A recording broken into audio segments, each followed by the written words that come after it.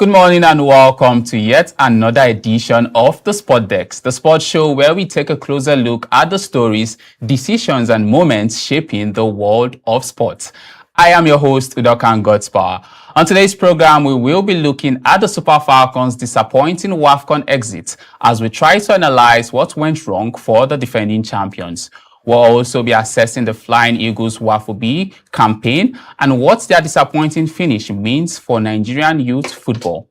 We'll then turn our attention to Ruben Amorim from his difficult spell at Manchester United to his new challenge at AC Milan and ask whether he can rebuild his reputation. And finally, we'll look at Team Nigeria's performance at the World Under-20 Championships, the highs, the setbacks, and what the result tells us about the future of Nigerian athletics. 4 stories, 4 conversations, and plenty to unpack. Joining me on the decks this morning are my colleagues Stephen and Olawale. Gentlemen, good morning. How are we doing today? Good morning. I'm doing fine. I had a very wonderful weekend. Excellent. I'm happy to be here this morning. Stephen, how are you doing today? I'm good. We seem a little bit cold today. Yeah, We should shake things up a I little. won't say cold, I'll just say chilled. Okay. Just chilled. How was your weekend? Being Okay, very a good. Real Madrid fan, you should be cold. Abi? Yeah, the season is about to get cold for you. You know, Okay. There's no peace for any Real Madrid fan right now. I'll say anything now till the season starts. Okay.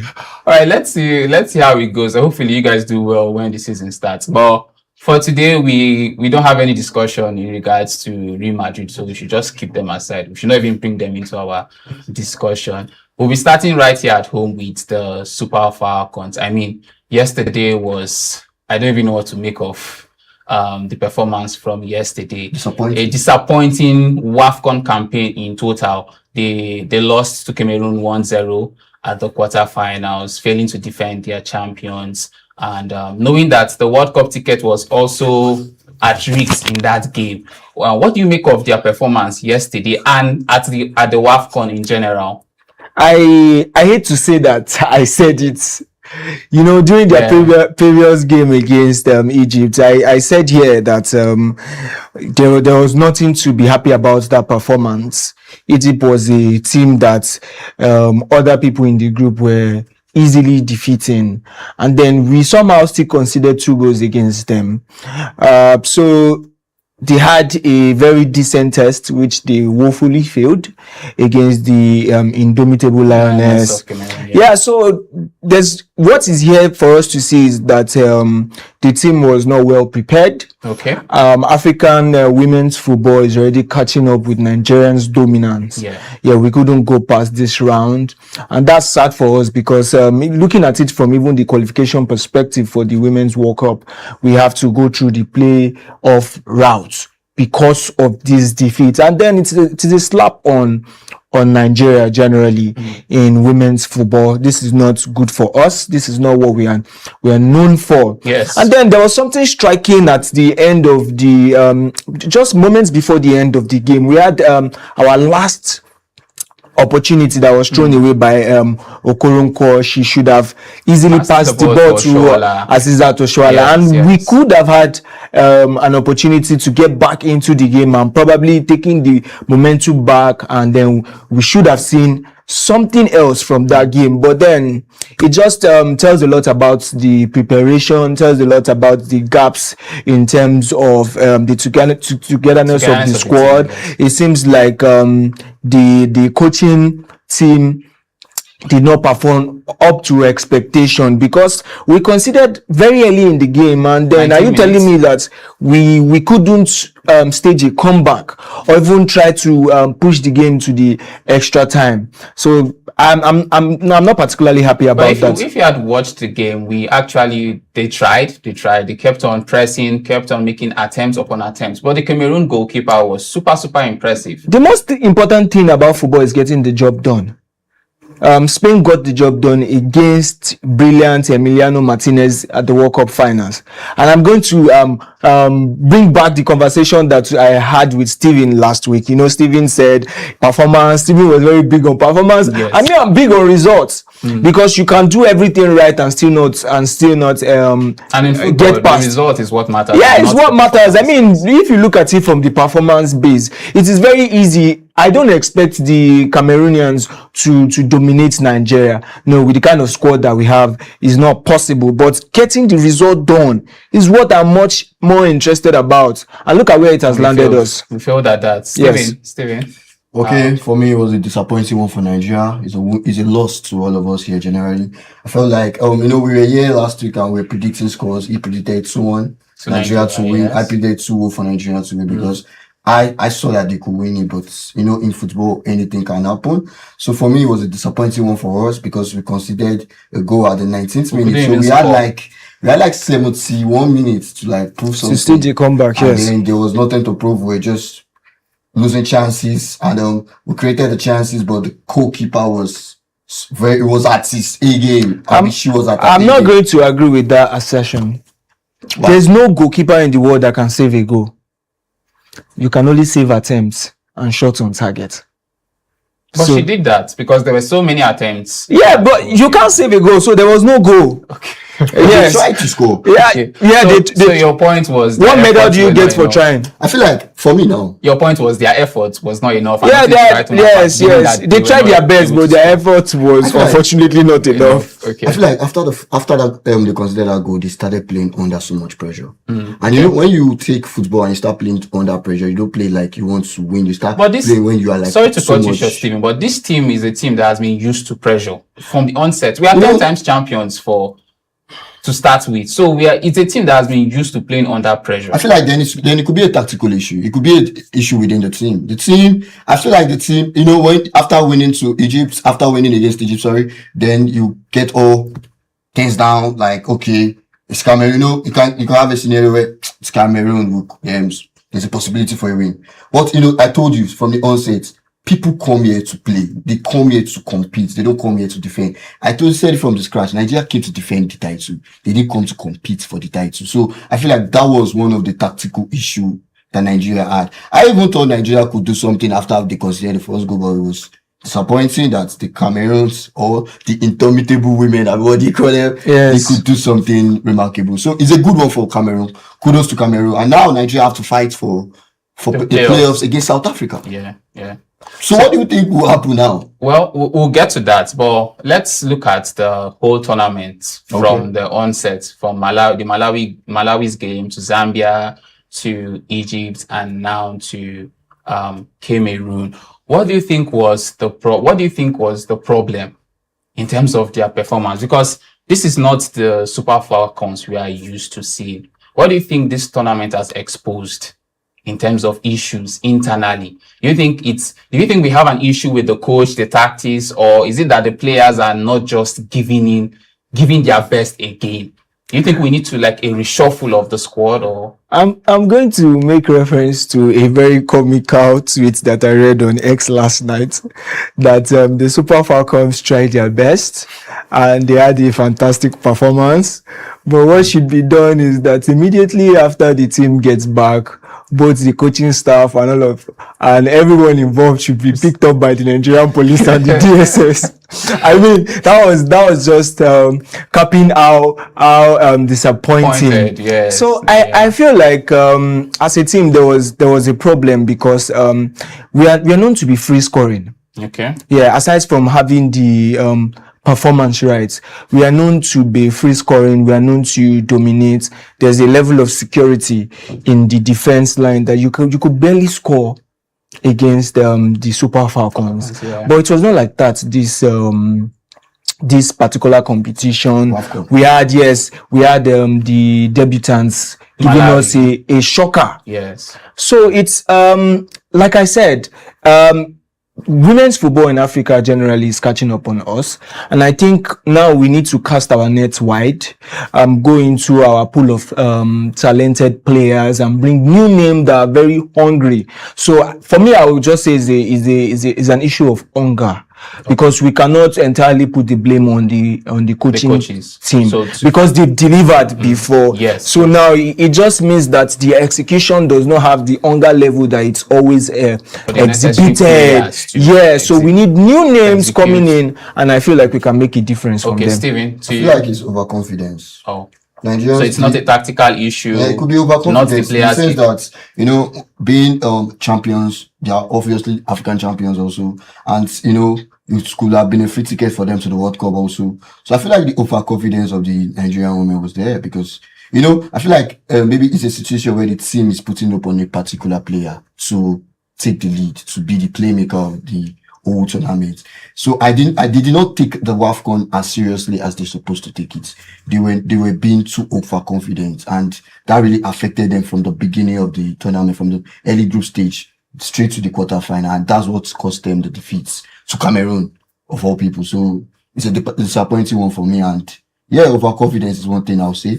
And for the internal issue, I'm going to see it as, I feel like, you know, it's a situation of the players are no longer relying on their coach; they rely on themselves. I feel like they were relying more on themselves than their coach. You know, the coach will bring in a kind of game where you say, do this, do that. Every player has their own impact on the field. And then the whole team can come having their own system in their head, and then it affects the whole gameplay. So I feel like that could have also cost them this thing. Because if you look at it after they considered that first goal, I feel like every player were trying to score.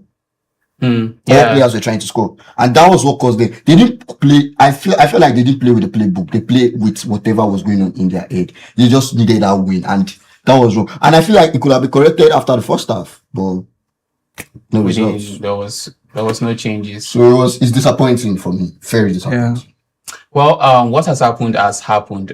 We making it to the semi-final would have given us an automatic ticket to the World Cup, the 2027 Women World Cup coming up in Brazil. Yeah. But right now, our only hope to make it to the World Cup is through the playoffs. We'll be playing South Africa on Thursday to see if we can qualify and then make it to the playoffs tournament. What do you expect from the Super Falcons this Thursday? I expect a swift response. Okay. Of their intention that reflects what they really thought about the disappointing outing in WAFCON. So I expect them to qualify and make us proud. May I expect them to do their best because they've been disappointing, but they need to let go of that. They need to let go of the ego. If it's ego that is within them, they need to brush that off. And I feel like they need to bring in their A game against South Africa because there are many situations where South Africans and Nigerians are rivalries in many aspects. So they need to show us that they have what it takes to win against the South Africans. And I wish them all the best. So despite the disappointment, you still have faith and believe in the Super Falcons. Yes, now, as a patriotic Nigerian. As a citizen. Yeah. As Okay. a citizen. Awesome. So let's quickly move on to the Flying Eagles. I mean, from one disappointment with the Super Falcons to another. They have been competing in the WAFU B under 20 championship alongside as the WAFCON was going on. They made it to the final. They were impressive from the group stage. Only lost one game to Burkina Faso Again. Then now losing to Burkina Faso At the 4-1 yeah. at the final. Like a very, very Hallelujah. heavy defeat there. Like, Yeah, kudos to them. They did their best. They made it to the final. Only that they refused to learn from the previous mistake. They lost to Burkina Faso during the group stage. Yeah. And coming into the final, Burkina Faso clearing whatever doubts that they had that their earlier victory was no fluke, because that was a convincing victory, winning 4-1 in the final. So I will still commend them generally, because football is not easy. Yeah. And competing with other youngsters too. You don't expect them to play less just because they are playing Nigeria. And I feel like even other countries competing with Nigeria, they add extra motivation to it, because we are the teams to beat. Yeah, we're defending. Yeah, so kudos to the team, and hopefully the next set of youngsters that will represent us will bring back the gold medal. Steven. Honestly, I'll just say, okay, congratulations to Nigeria, because it's not easy also finishing You as didn't win the trophy, so no, it's not easy finishing as a runner-up. But the problem is, imagine Burkina Faso defeated them in the group stage Yeah. and defeated them in the final. I feel like after the group stage defeat, and if they were supposed to do a form of comparison, So, where they compare, can I the quickly game chip they in played. something there? During the group stage game, the goals we considered were from set pieces, corner kicks, free kicks. At the final yesterday, we considered 3 goals in the first 20 minutes, and both goals, 2 of those goals were from set pieces, a corner kick and a free kick. Yeah. So, why do you think these issues were not resolved? These were the same issues they faced during the game in the group stage. Coming to the final, the coach should have been aware that this is where the team has this weakness against this team. Why do you think this issue was not resolved? I think it's becoming a repeated case of having technical and tactical issue. Yes, and then we need to solve this. If we are conceding goals, is a technical issue. Is a team is an issue from the coaching team. Okay. So that's Stevie, what I quickly. say. I feel like he's right too. It's a technical issue. They could have done a form of comparison, like I was saying. They should have seen what they played in the group stage before they went on to the final to face Burkina Faso. So yeah, it's going to be a technical issue. We'll iron that out very soon. We'll continue the discussion. Let's just go for a quick break. We'll be back.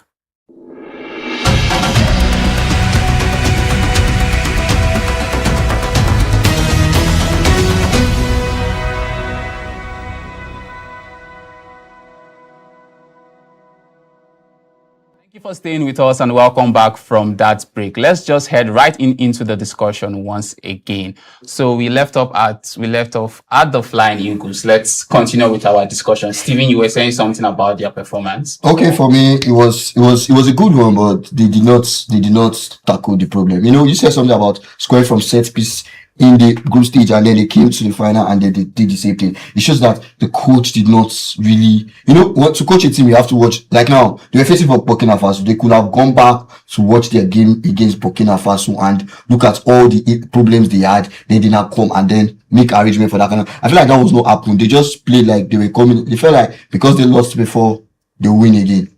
And it's a final. Once it's a final, every team is bringing in their A game. Irrespective of what they saw. Nigerians, I feel like Burkina Faso trampled on Nigerians' weakness. They saw our weak point and they used it against us. Every slight opportunity they got in that first half in the final, they used it against us, and it was very disappointing for Nigeria. But the Flying Eagles coach had come out earlier before the game to say that they noticed their mistakes, the mistakes they made when the group stage game was played, and that it had been fixed. But coming into the match, we saw that it was not well, sometimes the tactics part can go right, and the execution can be another thing. So the coach sometimes can do their work, and then the players lacking the focus to execute properly as they've been instructed. So maybe that's the case that happened in this particular situation. So this game came with a qualification spot for the African under 20 African Cup of Nations next year. The loss simply means Nigeria will not be at that competition. The last edition we finished third, and now the forthcoming edition we won't be there. How disappointed are you with that? I'm always disappointed if I have to follow or watch a tournament where my country is not represented. So I'm not happy. Stephen, it's a very, very significant setback for us. It has taken us back to the situation of where we started. So we need to readdress some issues. We did well in the tournament. I'm not gonna lie, but we did not do what we were expected to do, and that was very, very disappointing. For us to lose 2 times to a particular country was very, very disappointing. So us now losing it out in this competition is sad. Well, it was a disappointing day for Nigerian football yesterday, starting from the Super Falcons to the Flying Eagles. We just hope that the Super Falcons can eventually recover on Thursday, and we'll see what happens with the Flying Eagles moving forward. We hope Nigerian youth football can continue to develop and go the way we have always seen it in the past. Let's just quickly move on to international matters. We'll be discussing about Ruben Amorim. Stephen, I see that you are smiling. I think this is exciting. This is super exciting for you because he was the former Manchester United manager. He was appointed sometime in 2024 when Erik ten Hag was sacked. He was coming from Sporting, where he performed. His performance was super amazing. Yeah. But his tenure at Manchester United was a big disappointment. He coached the team for 63 games, only won 24, signaling a 38.1% win rate during his tenure. Very poor. I think the fourth poorest results from a full-time Manchester United manager. I mean, Olawale, you're a Manchester United fan. How was it? Well, how did you feel? Ruben Amorim was a failure on the pitch. Okay. Yeah, so a failure on the pitch. If he and his boys failed us, I mean, it was a very, very terrible period to be a Manchester United fan, watching the team go from one bad result to the other. And then the most painful part was losing the Europa League final to Tottenham. That was the height of it. But to put into perspective, he was not entirely bad in other aspects. He got his transfer right. I mean, the players that he bought, the likes of Cunha, the likes of Umbremo, they brought new dynamics to the team. But on the field, Ruben Amorim disappointed. Steven.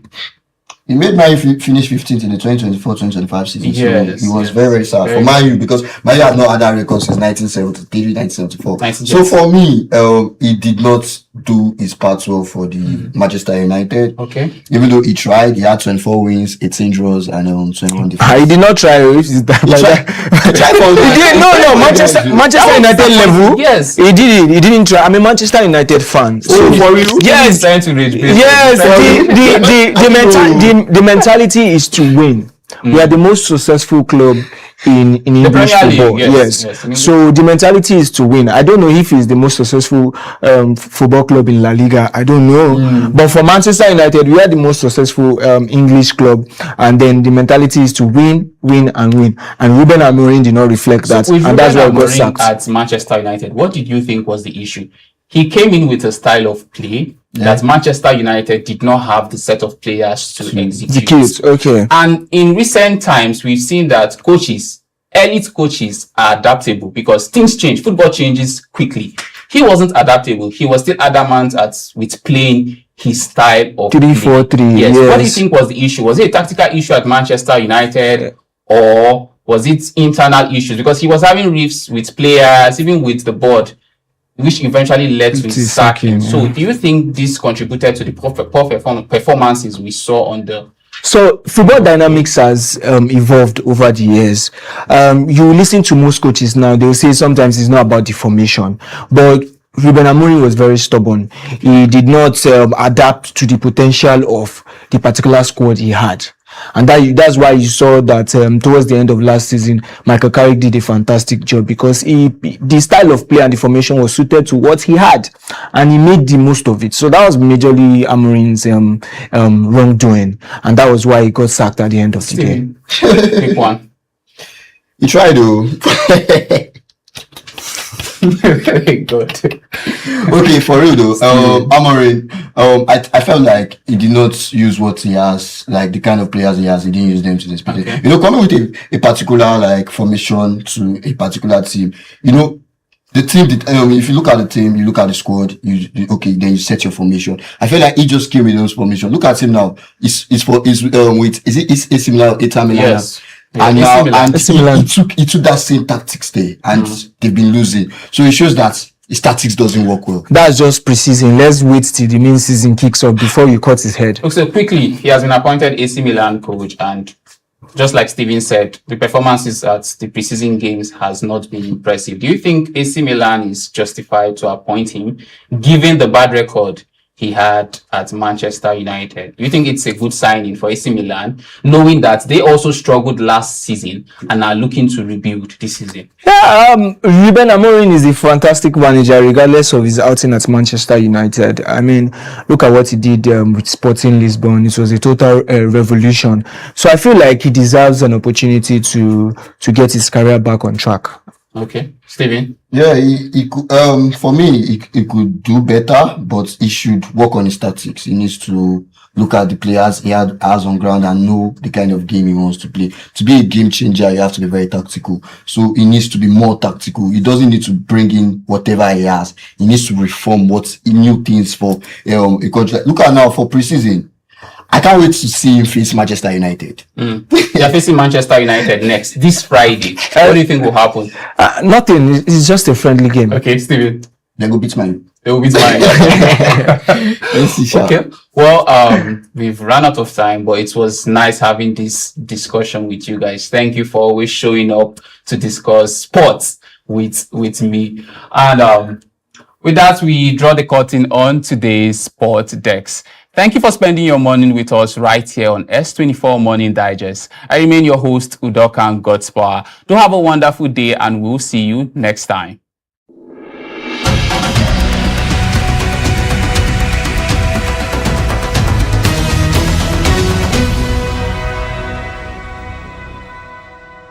Have you ever said yes when every part of you wanted to say no? Or agreed to something you didn't like just to avoid disappointing someone? If that sounds familiar, you might be a people pleaser. A people pleaser is someone who constantly puts other people's needs, feelings, and approval ahead of their own. This is far from being selfless, so don't mix it up. Now, being kind, helpful, and considerate is a good thing, though. The problem begins when helping others comes at the cost of your own happiness, peace, or well-being. People pleasers often struggle to say no. They may apologize excessively, avoid conflicts at all costs, and feel responsible for making everyone else happy. For example, imagine you're exhausted after a long day, but a friend asks for a favor. Instead of explaining that you need to rest, you immediately agree because you're afraid they might think you are selfish. That's people pleasing. Many people don't become people pleasers overnight. Sometimes it develops from childhood experiences or desire to be accepted, fear of rejection, low self-esteem, or growing up in an environment where approval felt like something that had to be earned. The challenge is that people pleasing can be emotionally draining. You spend so much energy making everyone else comfortable that you forget to check in with yourself. Over time, this can lead to stress, resentment, burnout, and even a loss of personal identity. The truth is, saying no doesn't make you rude. Setting boundaries doesn't make you selfish either. And disagreeing with people who doesn't make you a bad person. Healthy relationships are built on honesty, respect, and balance, not constant self-sacrifice. So now let me ask you, yes, you. Are you helping people because you genuinely want to? Or because you're afraid of what might happen if you don't? Martha, please help me. No. What? Because there's a big difference. Being kind is a strength, but losing yourself to keep everyone else happy is not. And sometimes, the most important person you need to stop disappointing is yourself.